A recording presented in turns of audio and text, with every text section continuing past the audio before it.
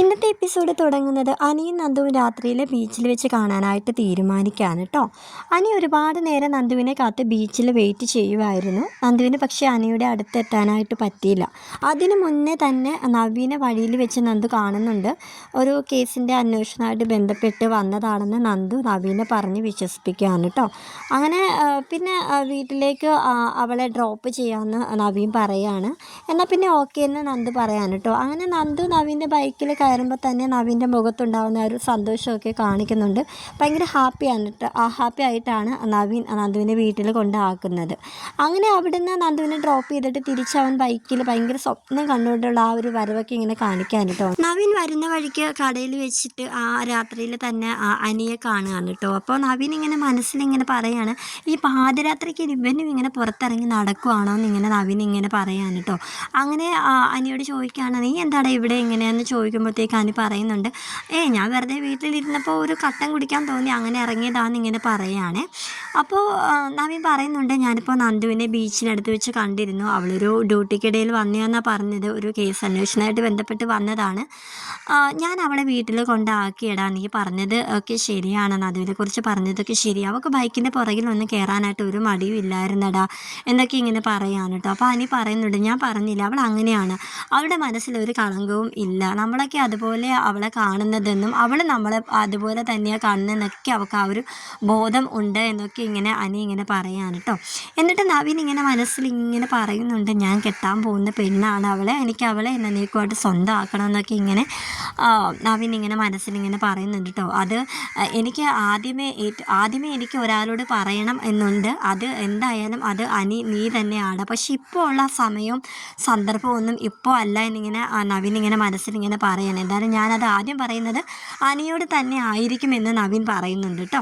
അങ്ങനെ നവീൻ വീട്ടിലേക്ക് പെട്ടെന്ന് പോവുകയാണ്. എടാ ഞാൻ ശരിയെന്നാൽ ഞാൻ വീട്ടിലേക്ക് പോവുകയാണ്, അമ്മ അവിടെ കാത്തിരിക്കുകയാണ്, ഞാൻ ചെന്നാലേ അമ്മ കഴിക്കുകയുള്ളൂ എന്നൊക്കെ പറഞ്ഞിട്ടിങ്ങനെ നവീൻ അവിടെ നിന്ന് വിടുന്നുണ്ട് കേട്ടോ. ഈ രാത്രിയിൽ തന്നെ നയനയും ആദർശും പുറത്ത് ഒന്ന് പോകാനായിട്ട് ഒരുങ്ങുന്നുണ്ട്. അപ്പോൾ ആ ഒരു ടൈമിൽ അനി വീട്ടിലില്ല എന്നുള്ളൊരു കാര്യം നയനക്കും ആദർശിനും മനസ്സിലാവുന്നുണ്ട് കേട്ടോ.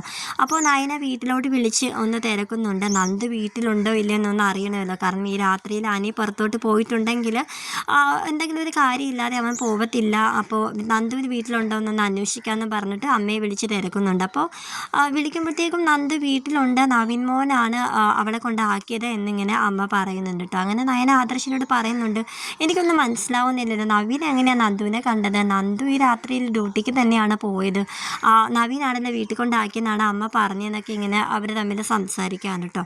അപ്പോൾ അവർ അനിയെയും ഫോണിൽ വിളിക്കുന്നുണ്ട്. അപ്പോൾ അനി പറയുന്നത്, ഞാൻ ദാ വീട്ടിൽ എത്തിക്കഴിഞ്ഞു എന്ന് അനിയും പറയുന്നുണ്ട്. അപ്പോൾ അവർ മൊത്തത്തിൽ ഇങ്ങനെ രണ്ടും കൂടെ സംസാരിക്കുകയെന്ന് വെച്ചാൽ അനിയും നന്ദുവും ഇപ്പോഴും അവർ പരസ്പരം കാണുന്നുണ്ടോ, അവരിപ്പോഴും പ്രണയത്തിലാണോ എന്നൊക്കെ ഇങ്ങനെ അവർ തമ്മിലിങ്ങനെ സംസാരിക്കുകയാണ് കേട്ടോ. എന്തായാലും നമ്മുടെ സംശയം ഒന്ന് ക്ലിയർ ചെയ്യാമെന്ന് പറഞ്ഞുകൊണ്ട് നയന നവീനെ കോൾ ചെയ്യാണ് കേട്ടോ. ഇപ്പോൾ ഈ സമയത്ത് നവീനാണെങ്കിൽ വീട്ടിൽ ചെന്നിട്ട് അമ്മ ഇങ്ങനെ പറഞ്ഞുകൊണ്ടിരിക്കുകയാണ്.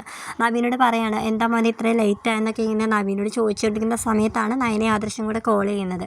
അപ്പോൾ നവീൻ പറയുന്നുണ്ട്, അതേ നന്ദുവിനെ ഞാൻ ബീച്ചിൽ വെച്ച് കണ്ടിരുന്നു, അവൾ ചേരിയിലുള്ള കുറച്ച് പേരെ രഹസ്യമായിട്ട് അന്വേഷിക്കാനായിട്ട് വന്നതാണ്, അവിടെ 2-3 പേരോട് സംസാരിക്കാനായിട്ട് എന്തോ വന്നതാണ്, ഒഫീഷ്യൽ അല്ലായിരുന്നു, അൺഒഫീഷ്യലായിട്ടുള്ള അന്വേഷണമായിരുന്നു എന്നൊക്കെ ഇങ്ങനെ അങ്ങനെയാണ് നവീനോട് പറഞ്ഞത് നന്ദുവിനിങ്ങനെ നയനോട് പറയാൻ കേട്ടോ. അങ്ങനെ നയനയും ആദർശം കൂടി അനന്തപുരിയിലേക്ക് പെട്ടെന്ന് തന്നെ തിരിച്ചു വരുന്നുണ്ട്. അപ്പോൾ അവിടെ പിന്നെ 2 പേരെയും കാത്താണെങ്കിൽ ദേവയാനി അവിടെ കാത്തിരിക്കുകയായിരുന്നു. എന്താ മക്കളെ ഇത്രയും ലേറ്റ് ആയത്? ഞാൻ നിങ്ങൾ വന്നിട്ട് കിടക്കാനായിട്ട് ഒരുങ്ങുമായിരുന്നു എന്നൊക്കെ ഇങ്ങനെ പറയുകയാണ്. അങ്ങനെ അനിയെക്കുറിച്ച് തിരക്കാണ് കേട്ടോ. അനി വന്നിരുന്നോ, അവൻ എവിടെ പോയെന്നെങ്കിലും വല്ലതും പറഞ്ഞിരുന്നോ എന്നൊക്കെ ഇങ്ങനെ ചോദിക്കുകയാണ്. അപ്പോൾ ദേവയാനി പറയുന്നുണ്ട്, അതേ വന്നിരുന്നു, ഞാൻ കൂടുതലൊന്നും ചോദിച്ചില്ല, അവൻ മുറിയിലുണ്ടെന്ന് ഇങ്ങനെ പറയുകയാണ്. ആദർശം നയനയും കൂടി അനിയുടെ റൂമിലേക്ക് ചെല്ലുന്നുണ്ട്. അനി അവിടെ ഇങ്ങനെ കിടക്കായിരുന്നു. അപ്പോൾ എന്താണ് നീ വാതിൽ കുറ്റിയിട്ടിട്ട് കിടക്കുന്നതൊക്കെ ഇങ്ങനെ ആദർശം ചോദിക്കുന്നുണ്ട് കേട്ടോ. അത് ഞാൻ ഉറങ്ങാനായിട്ട് പോവുമായിരുന്നു. നീ ആരെയും സ്വപ്നം കൊണ്ടുകൊണ്ട് കിടക്കുമായിരുന്നു എന്നൊക്കെ ഇങ്ങനെ ആദർശം ചോദിക്കുകയാണ് കേട്ടോ. എന്തായിട്ടാ ഇങ്ങനെയൊക്കെ സംസാരിക്കുന്നതെന്ന് പറയാണ്. നീ ബീച്ചിൽ പോയിട്ട് വന്നതല്ലേ, നീ ആരെ കാണാനായിട്ടായിരുന്നു പോയത്? നന്ദുവായിട്ടായിരുന്നു നീ പുറത്ത് പോയെന്നൊക്കെ ഇങ്ങനെ ക്വസ്റ്റ്യൻ ചോദിക്കുകയാണ് കേട്ടോ അനിയോട്. അപ്പോൾ അനിയാണെങ്കിൽ അതിൽ നിന്നൊക്കെ എസ്കേപ്പ് ആകാനുള്ള ഒരു തയ്യാറെടുപ്പിലൂടെ മറുപടി പറയാം.